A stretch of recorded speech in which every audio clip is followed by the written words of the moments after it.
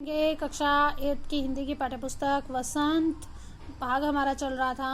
कामचोर वाला पाठ चल रहा था और चैप्टर नंबर था 10। हमने हाफ पार्ट पढ़ लिया था। यहाँ से है, जब तूफान गुजर चुका तो ऐसे लगा जैसे जर्मनी की सेना टैंकों की बमबारी सहित तो उधर से छापा मारकर गुजर गई है। यानी मुर्गे, भेड़ें, बच्चे सभी इस तरह भाग रहे थे कि वहाँ अफड़ा तफड़ी मची हुई थी और उलट पलट सब कुछ हो रहा था। तो ऐसे ही लगा था कि जर्मनी की जो सेना है टैंकों सहित उधर आके छापा मार के चली गई हो। जहाँ जहाँ से सूप गुजरा भेड़ें कुत्तों की तरह गंध सूंघती हुई हमला करती गई। जैसे जैसे उनके आगे से वो सूप गुजारा गया वैसे वैसे ही वो भेड़ें कुत्तों की तरह उनके ऊपर सूंघती हुई हमला करती गई। हजन माँ एक पलंग पर दुपट्टे से मुंह ढके सो रही थी। एक माँ थी वो कि पलंग पर दुपट्टे से मुंह ढके सो रही थी। उसको उसके ऊपर जो भेड़ें थी वो चलती जा रही थी, सैर कर रही थी। मान लो सैर कैसे कि वो उसे सपना लग रहा था कि वो महलों की सैर कर रही है। दुपट्टे से जब उसने अपना मुंह देखा तो बोली मारो मारो, चीखने लगी। इतने में भेड़ सूप को भूलकर तरकारी वाली की टोकरी पे टूट पड़ी। तरकारी वाली यानी सब्जी वाली, जो सब्जी वाली बेचने वाली आई हुई थी उसकी टोकरी पे टूट पड़ी। दालान में बैठी मटर की फलियां तोल तोल कर रसोइये को दे रही थी। वो है ना खुले में वहाँ उसके घर में बैठी थी और जो मटर थी उसको तोल तोल कर उसके रसोइये यानी सब्जी जो रसोई का काम करता है उनको दे रही थी, क्योंकि उनके घर में नौकर चाकर थे उनको दे रही थी। तरकारी का बचाव करने के लिए वो सीना तान कर उठ गई। वो बोली मेरी तरकारी ये खा जाएगी अगर मैंने कुछ नहीं कहा तो। आपने कभी मारा होगा तो अच्छी तरह देखा होगा, बस ऐसे लगा जैसे कि रुई को कूट रहे हो। उसने उसको खूब मारा पर भेड़ों को चोट लगी ही नहीं। बिल्कुल यह समझकर उससे मजाक कर रहे हैं वह अपने आप ही चढ़ बैठेगी। जरा सी देर में तरकारी छिलकों समेत अपने पेट की कढ़ाई में झोंक दी उन्होंने। इधर यह प्रलय मची, उधर दूसरे बच्चे भी लापरवाह नहीं थे। इतनी बड़ी फौज थी जिसे रात का खाना न मिलने की धमकी मिल चुकी थी, क्योंकि उनको ये बोला गया था अगर आप सही ढंग से काम नहीं करोगे तो आपको आज का खाना भी नहीं मिलेगा। वे 4 भैंसों का दूध धोने में जुट गए। दूल्ही बेदूल्ही बाल्टी लेकर 8 हाथ 4 थनों पर पिल पड़े।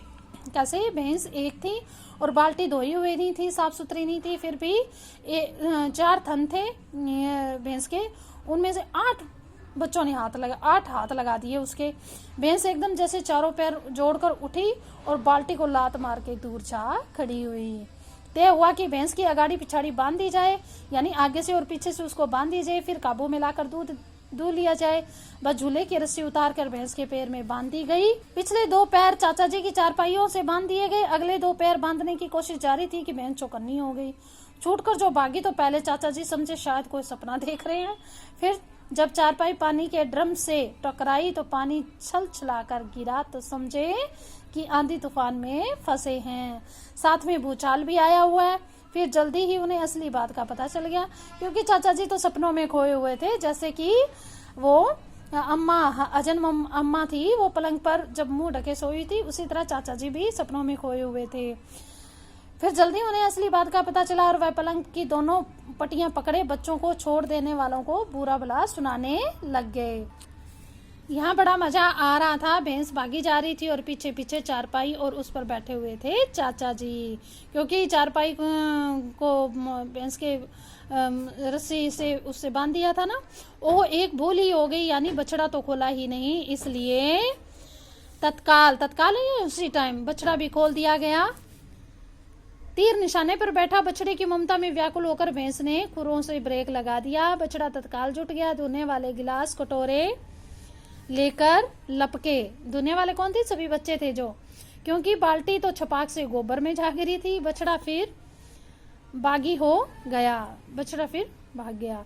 कुछ दूध जमीन पर कुछ कपड़ों पर गिरा। 2-4 धारें गिलास में कटोरी में पड़ गई, बाकी बछड़ा पी गया। यह सब कुछ मिनट के 3/4 में ही हो गया, यानी कुछ ही मिनट में हो गया। घर में तूफान उठ खड़ा हुआ। ऐसे लगता था जैसे सारे घर में मुर्गियां, भेड़ें, टूटे हुए तसले, बाल्टियां, लोटे, कटोरे और बच्चे थे। बच्चे बाहर किए गए मुर्गियों बाग में हकाई गई। मातम सा मनाती तरकारी वाली के आंसू पहुंचे गए और आगरा जाने के लिए सामान वो बांधने लगी। यानी इतना हल्ला मच गया था उन बच्चों ने, उन मुर्गियों ने, इन भेड़ियों ने इतना कुछ मातम सा बना दिया था कि तरकारी वाले की आंखों में भी आंसू आ गए थे और अम्मा को देख देख के ये बहुत ही गुस्सा आ रहा था। फिर अम्मा ने क्या किया, आगरा जाने के लिए अपना सामान बांधने लगी। या तो बच्चा राज कायम कर लो या मुझे रख लो। अम्मा बोली कि या तो मुझे रख लो या बच्चों को रख लो, नहीं तो मैं अपने मायके जा रही हूँ। अम्मा ने चुनौती दे दी और अब्बा ने सबको कतार या लाइन करके पूरी बटालियन का कोर्ट मामला मार्शल कर दिया, यानी सबको पड़े। फिर अगर किसी बच्चे ने घर की किसी चीज को हाथ लगाया तो रात का खाना बंद हो जाएगा। ये लीजिए, इन्हें किसी की करवट शांति नहीं है। हम लोगों ने भी निश्चय कर लिया कि अब चाहे कुछ भी हो जाए हिलकर पानी नहीं पिएंगे। ये नतीजा था उन बच्चों को काम का कहने का। उन्होंने कहा हम खुद काम करेंगे। खुद काम किया तो उन्होंने सारे हुड़दंग मचा दी। ठीक है, ये आपका चैप्टर खत्म हुआ। धन्यवाद।